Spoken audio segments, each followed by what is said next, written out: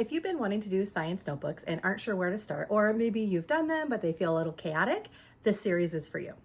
I want to take you through 4 steps that I think are really important to help you implement science notebooks. Decide, set up, run, and sustain. By the end, you'll have an actual plan for next school year. And I have a free planning guide in my bio that will guide you through all of these steps. So logistics first. First, let's talk notebook type. You can use composition notebooks, spiral bound notebooks, or even binders.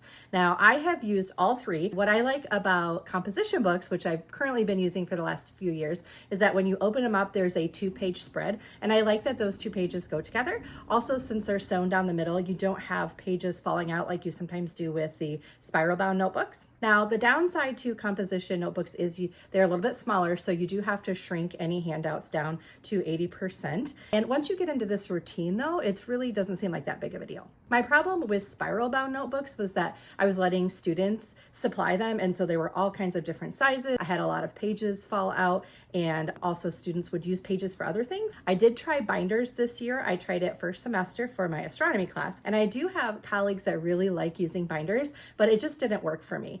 You're trading the shrinking and cutting for 3-hole punching everything.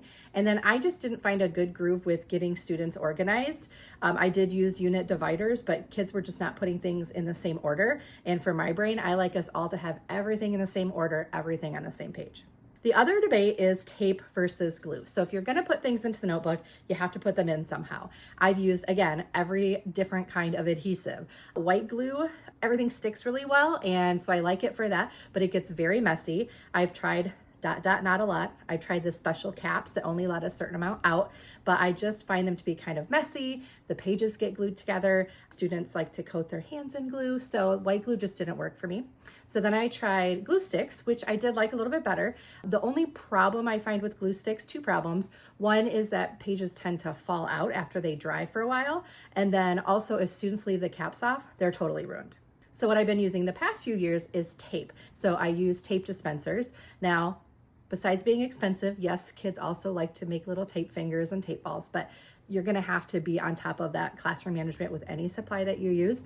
So I like to have a tray on each table when we need the supplies of tape, scissors, and colored pencils if we need them.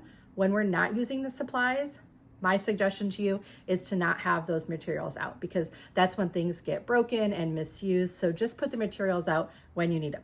So that's the material side of Decide, and I think that's really the easiest part in figuring those things out. So the next video is going to be the philosophy behind how you use your notebooks and how you're going to manage 150 of them in your classroom.